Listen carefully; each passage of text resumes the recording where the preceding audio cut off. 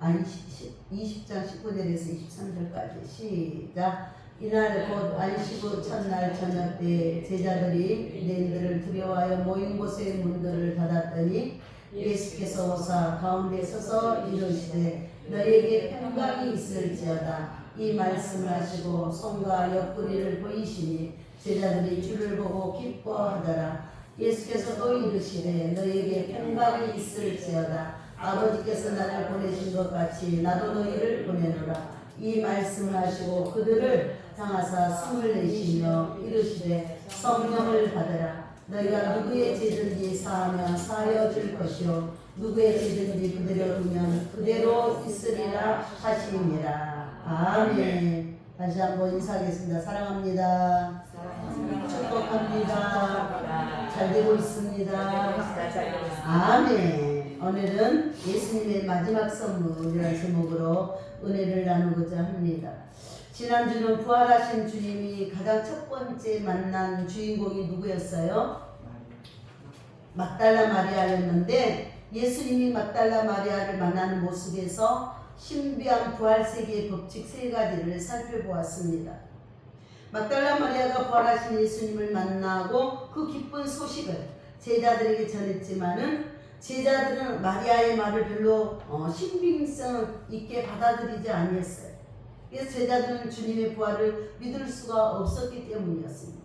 그런데 예수님은 부활하신 것을 이미 제자들에게 말씀하셨습니다.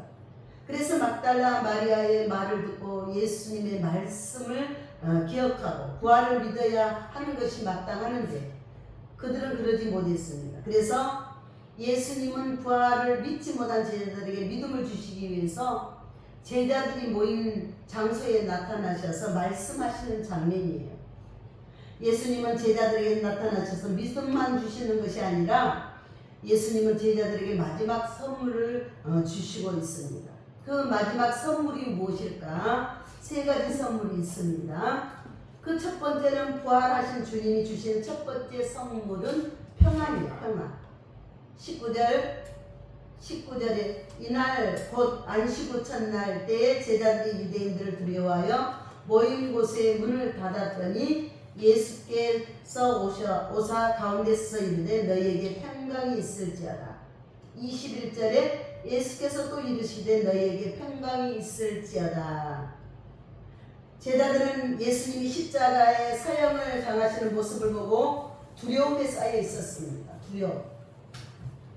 그들도 로마에 반역한 정치범으로 잡혀가서 고초를 당할까, 예수님처럼 십자가에 못 박힐까봐 두려웠던 것입니다. 그리고 제자들은 앞으로 어떻게 해야 하는지 하는 그 두려움도 있었습니다. 그래서 제자들은 모이기는 했는데 문을 꼭꼭 잠그고 있었던 거예요. 그렇게 두려움에 떨고 있는 제자들에게 주님이 나타나셔서 한 말씀이 너희에게 평강이 있을지어다 였습니다.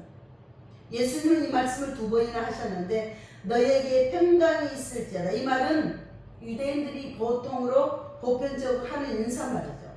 그런데 예수님이 통상적인 인사를 두 번이나 하셨을까요? 그래서 이것은 통상적인 인사가 아닙니다. 예수님은 두려움에 떨고 있는 제자들에게 평강을 선언하는 것입니다. 그래서 제자들에게 평강을 선물하고 지금 계시는 거예요. 그래서 예수님이 평강 선언을 듣고 예수를 본 제자들은 두려움에서 벗어나서 기쁨을 누린 거예요. 우리도 두렵고 떨림으로 정말 어렵고 힘들 때 주님 앞에 깊이 기도하면 주님 우리에게 평안을 주자. 예, 그래서 평안에서 자유함을 얻고 응답의 역사가 있는 줄 믿습니다. 이 20절을 한번 다 같이 읽겠습니다. 20절 시작. 이 말씀을 하시고 손과 옆구리를 보이시니 제자들이 주를 보고 기뻐하더라. 아멘.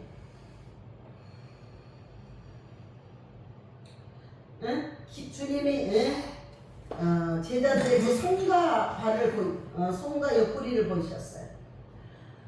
손과 옆구리를 보면서 예수님이 주신 이 평안은 예수님이 십자가에 지시기 전에 약속했던 거예요.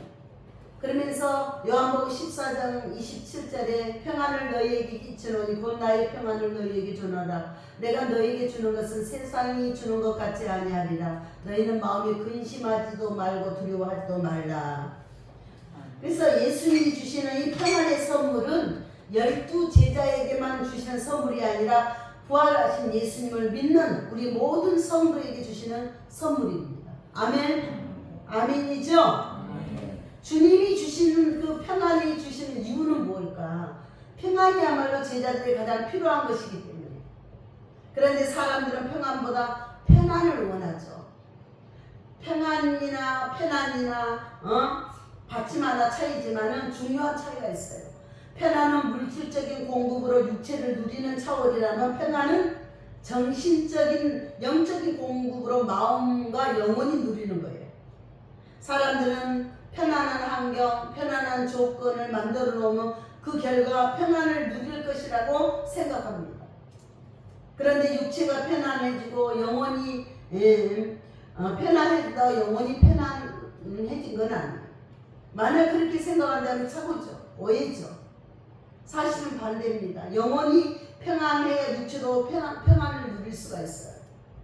한 노인이 어떤 젊은이에게 가장 원하는 것이 무엇이냐고 물었습니다. 젊은이는 저는 건강, 사랑, 재물, 아름다운 재능, 권능, 명예를 원합니다. 라고 대답을 했대요. 그러자 노인은 젊은이에게 젊은이 마음의 평안 없이는 이 모든 것을 즐길 수 없다네 라고 대답을 해주었다고 합니다. 맞는 말이지 않습니까? 그래서 우리 인생의 평안이 중요합니다.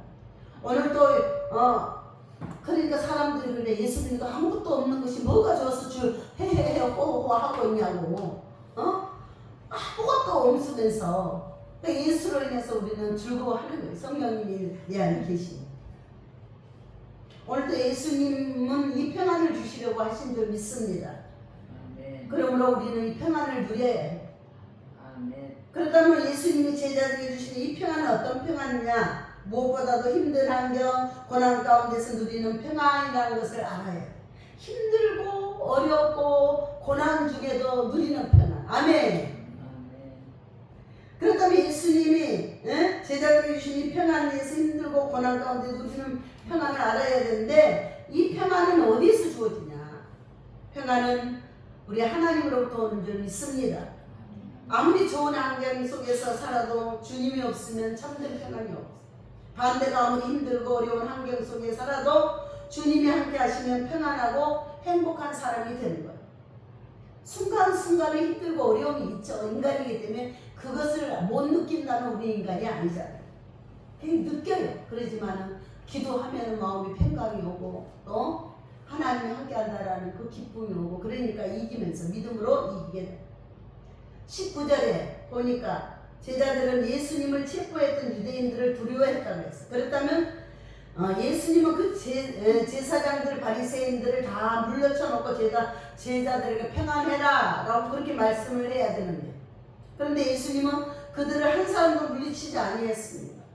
예수님을 붙잡은 그들은 아직도 시퍼렇게 다 살아있어요. 그리고 예수님의 잔존 세력이 그리고 이 잔존 세력이 어떻게 살아나나 눈을 붉혀두고 살피고 있는 거예요. 이렇게 제자들이 두려워하는 요인들은 하나도 제거해 주지 않고 주님은 평안해라 하고 평안을 말씀하시는 거예요.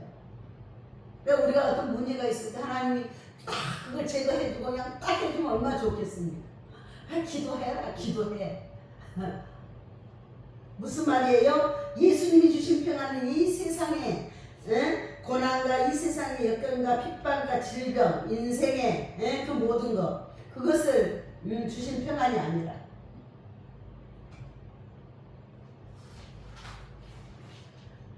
그것을 제거해 주신 평안이 아니라 주님이 주신 평안은 이 세상의 모든 고통의 요소들 우리를 괴롭고 힘들게 하는 요소를 그대로 두고 하시는 말씀인데 그럼 주님이 주시는 평안의 선물은 이 세상의 고통 가운데서 누리는 평안이다. 고통 가운데서 누리는 평안. 세상 사람들 알지 모르겠잖아요. 이 세상의 모든 부조리의 억울한 가운데도 누리는 평안. 오늘도 사방에 지진이 나고 전쟁이 나고 더위로 사람이 죽고 차상으로 사람이 죽고 하지만은 오늘 주일날 우리는 주 안에서 평안을 누린 줄 믿습니다. 우리 앞에 갚아야 할 빚도 많고 앞으로 가야 할 것이 많지만 아멘. 우리 장로님이 교회가 1년 되는데 부흥이 안 되니까 염려가 되나 봐요. 그냥 그런 말을 안 하는데 어째 1년이 됐는데 이렇게 부흥을 안 하냐고. 이제 옛날에 비하면 또 그렇잖아요. 제가 교회 개척하자마자 사람들이 금방금방 했는데 그 걱정이 되는가 봐. 그런 얘기를 해서 불평하지 말고 당신이 기도해. 불평하지 말고 기도해. 다 부흥하고 싶지 부흥하고 싶어. 내가 양쪽에 두 개를 다 신경을 다 쓰겠어. 이제 하나님이 이쪽으로 이제 물꼬를 텄으니까 영적 흐름을 이쪽으로 텄으니까 하나님이 할 거야. 다른 사람들한테 우리 장로님한테도 손을 쫙 찔러 불면서 갔어요. 하나님이 하실 거야. 내가 뭐 어떤 방법인지 주님이 하겠지. 내가 손을 꽉 찔러 올라가 밥 먹는데 그러더라고. 걱정이 되긴 하나 봐. 이제 살아가니까 걱정이 되나. 그래서 주님이 때가 되면 다 할 거야. 내가 그랬더니. 아무튼 우리는 고난 속에서 주님이 함께 한다는 그 소망이 있고 주님이 이끌어 주신다는 그거 있기 때문에 평안함으로 가는 거예요. 아멘. 아무튼 또 1년이 되니까 하나님이 또 이곳에서 사역하게 해서 또 하나님이 하시잖아요. 또 기도꾼들이 모여서 기도도 하고 아무튼 기도하는데 하나님께서 역사가 일어나겠죠. 아멘. 우리 다 이 평안의 선물을 누리시기를 바랍니다. 두 번째 부활하신 주님이 주시는 두 번째 선물은 성령이에요. 성령. 22절 다 같이 이 말씀을 하시고 그들은 향하사 숨을 내쉬며 이르시되 성령을 받으라. 이것이 예수님이 제자들에게 도울 때 주신 선물이 성령인데 그런데 예수님이 성령을 받으라 말씀하시는 장면에서 그냥 성령을 받으라 말씀하시지 않고 숨을 내쉬며 이르시되 성령을 받으라고 하셨어요. 이 점을 다시 한번 우리 깊이 생각을 해야 돼. 예수님은 온전한 사람의 몸을 가지고 가셨기 때문에 숨 쉬는 것은 당연합니다. 그런데 이 당연한 상황을 왜 굳이 기록을 했을까? 숨을 내쉬면서. 이것은 우리 성도가 성령을 받는 일은 보통 일이 아닙니다. 제2의 창조에 해당해요. 제2. 우리가 성령으로 제2의 창조가 이루어지는 거예요. 아멘. 하나님이 처음 사람을 창조할 때 기록이 이렇게 돼 있어요. 창세기 2장 7절에 여호와 하나님이 땅에 흙으로 사람을 지으시고 생기로 그 코에 불어넣으시니 사람이 생명이 됩니다. 코에가 뭐를 불었어요? 생기를 불었어요. 같은 거예요. 하나님은 생기를 아담의 코에 불어넣어서 사람을 창조했고 여기 생기라는 단어가 히브리어로 느아흐인데 느아흐, 숨, 바람 하나님의 영으로 번역을 해요. 숨, 바람, 하나님의 영. 그래서 오늘 22절에 하나님이 아담에게 생기를 불어넣어서 첫 번째 창조를 마치신 것처럼 예수님이 사람들에게 성령을 불어주시는 행위라고 제2의 창조가 이루어지는 거예요. 아멘. 즉 예수님은 하나님이 아담에게 생기를 불어넣듯이 성도에게 성령을 불어넣어 주시는 거예요. 그래서 예수님이 주시는 성령을 받은 것이 제2의 창조가 이루어지는 것이라고 해석을 합니다. 아멘. 아멘.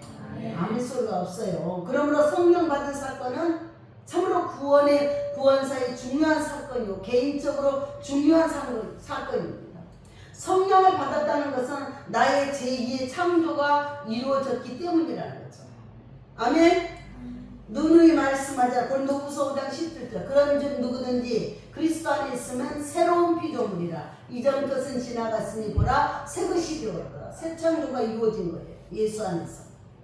예수를 믿고 성부, 성자, 성령 삼위 하나님의 이름으로 세례를 받으면 그 이름을 우리는 새롭게 창조된 줄 믿습니다.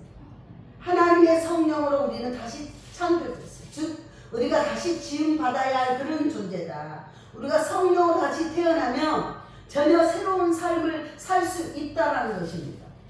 그것은 우리는 사도행전의 제자들의 삶에서 분명히 밝히고 있어요. 제자들의 오순절 성령을 받은 그들의 삶이 완전히 달라졌어요. 저와 여러분이 성령을 받고 우리의 삶이 달라졌어요. 이전에는 유대인들을 두려워 문을 꼭꼭 걸어 잠그고 있던 그들이 담대하게 성전에 가서 회개하고 예수를 믿으라고 선포합니다. 성령을 받은 제자들은 죽음을 두려워하지 않고 복음을 전했어요. 복음 때문에 매를 맞고 감옥에 갇히고 그러면서도 평안을 잃지 않았어요.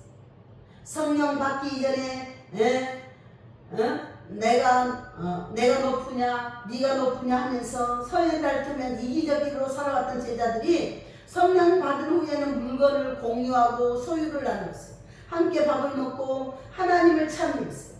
성령 받은 제자들이 세운 초대교회 공동체는 모든 형태의 차별이 없었습니다. 여자와 남자의 차별, 어린아이와 어른의 차별, 종과 주인의 차별, 먼존자와 나중온 자의 차별, 부자와 가난한 자의 배운 자 못 배운 자의 차별이 없었습니다.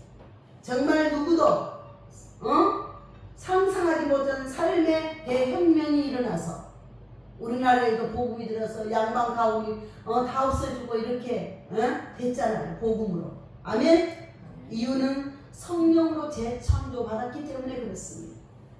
그래서 주님이 주시는 성령이야말로 주님이 주신 가장 귀한 선물이고 우리는 이 성령을 받은 사람입니다. 아멘.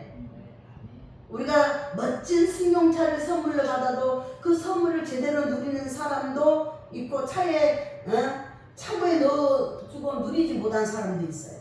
그래서 우리는 성령으로 충만해야 합니다. 아멘. 그래야 우리가 새로운 삶을 살 수가 있어. 성령을 내 안에 차고에만 넣어주면 안 돼.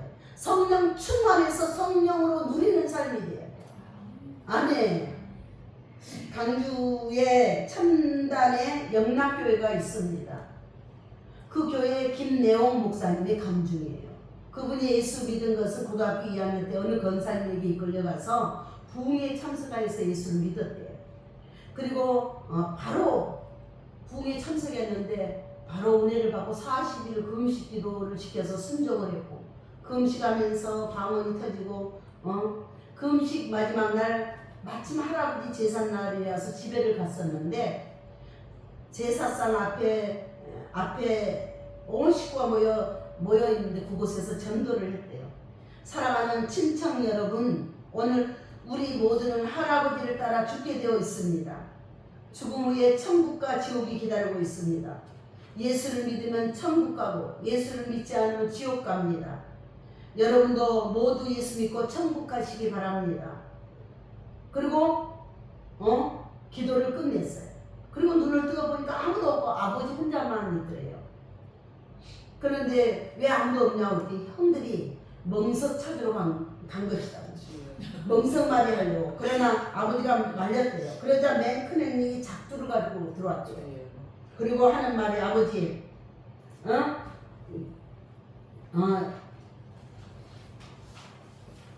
이놈이 우리 가문을 말아먹을 놈입니다. 이놈 우리 가문 명예를 위해서 내가 죽여야 되겠습니다. 제가 죽이고 감옥에 가겠습니다.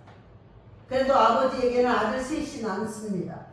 그리고 막내 동생 김내홍 목을 작두에다가 올려놓았대요. 얼마나 살벌하고 두려운 순간. 그런데 그런 순간에도 이상하게 조금도 떨리지 않더래요. 성령이 잡아주니까 떨리지 않더래요. 오히려 소리를 쳤답니다. 주 예수를 믿으라. 그리하면 너와 구원을 받으리라. 그런데 그 순간 작두 손자를 쥐고 있던 큰 형이 작두를 끌어안은 채 꺼당탕 넘어졌대요. 그리고는 개거품을 내붓고 버둥거리